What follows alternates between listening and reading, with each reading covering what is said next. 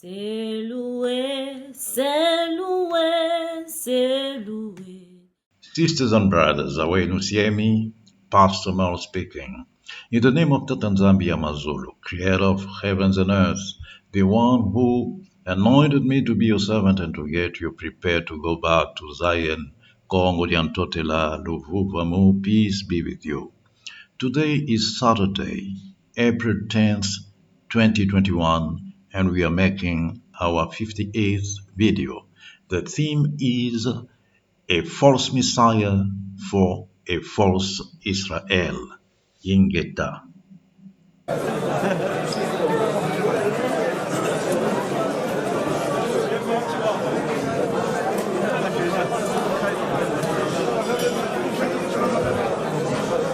Sisters and brothers, many of you have sent me the link to a YouTube video announcing the appearance in Israel of a self-proclaimed Messiah named Yizkihaou Ben David. Before we look at the case of Yizkihaou Ben David, the first invite you to make an incursion in the 17th century to meet a very nice individual but a little cracked on the edges. His name is Sabbatai Zevi. He was born in Smyrna in Turkey in 1626 and as early as the age of 22, having studied in depth the Kabbalah, which, I remind you, is the esoteric science of Jewish culture, has an illumination. He is the Messiah of Israel. So he begins to harangue the crowds under this rather unusual theme we must recognize. At first, he meets with only a moderate success, but the circumstances are going to work in his favor. We must say that Mr. Zevi's speech is rather demagogic, that is, of a simplicity likely to please the people who, as you know, do not like to think too much. As one of my favorite authors used to say, these people have such a narrow mind that they lose their balance every time they think. Therefore, losing all sense of balance the popular mass swallows as it is the discourse of Sabbatai. Namely that he, Mr. Zevi, as a good Messiah who respects himself, will bring back the 10 lost tribes of Israel to the Holy Land, and that in the year of grace 1666 the Messianic era would begin. Under his reign, of course.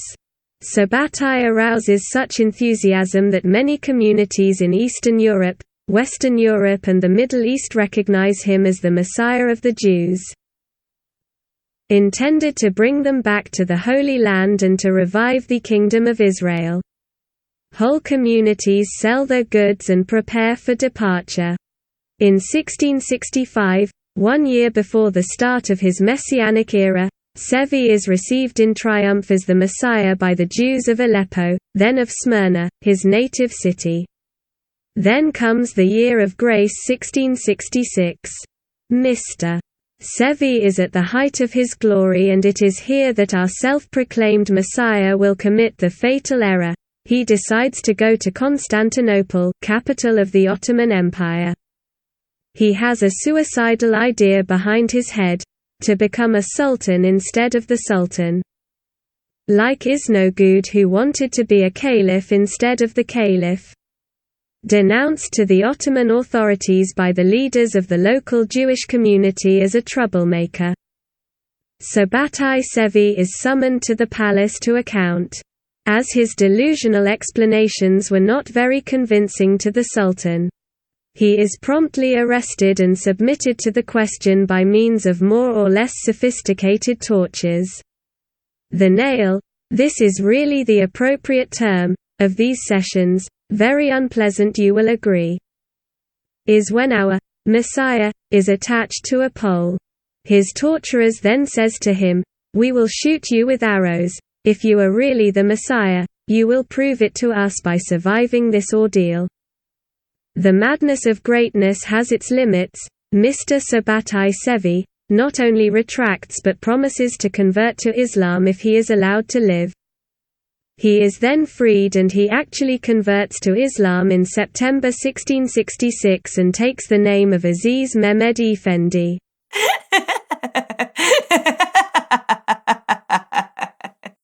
Sultan Mehmet IV exiles him then to Dulcineo, a small coastal town of present-day Montenegro, on the Adriatic, where our self-proclaimed Messiah died abandonees by all in 1676. Sisters and brothers, in September of last year, my video number 17 was dedicated to the 4 fundamental but not exhaustive signs by which the true Messiah is recognized. Number 1, a heavenly sign. Number 2, an advance prophet. No. 3, a predestined name, prophesied in the Bible. Number 4, he must prove that he is stronger than death. Equipped with these criteria, let's go back to our new self-proclaimed Messiah, Yizkihaou Ben David. A. What is the heavenly sign that preceded his birth? None. B. Who is the prophet who preceded him to announce him? None. C. His name in the Bible? Null. D. Evidence of invulnerability? Void. Let us compare with the true Messiah. See Mao Toko. O. Heavenly sign. Apparitions of Fatima with its apotheosis, the dance of the sun. B. The forerunner prophet having announced him, Simon Kimbungu. The centenary of his miracles, April 6, 1921, has just been celebrated in the Democratic Republic of Congo, and this day has been declared a national holiday. C. His name in the Bible? Alpha, Mosi. Etuku. Semen, seed. Word of God, sermon, male child, Toko, etc. D. Invulnerability. Cut in 4 by a tractor, poisoned, thrown into an incandescent oven. Butchered. Each time stronger than death he has resurrected. And, finally, he must appear in the middle of 12 tribes. Which is the case of Congo DRN Totala with its 12 Mavala, literally 12 lost tribes, 12 tribes that are in hiding. The choice is yours, dear Bantu family. To recognize the true Messiah, there must be signs in the sky, coming from the highest heavens, bearing witness to the birth of the Messiah. Second point, a prophet must appear on earth who, like a herald who precedes a royal procession, opens the way to the Messiah. This prophet must be powerful, bring a message likely to change history, message accompanied by miracles so that people believe that in fact he is sent by the Most High. Third point, the name of the Messiah should be clearly recorded in the Bible. In other words, he must bear a prophetic name which illuminates the mission assigned to him by the Most High.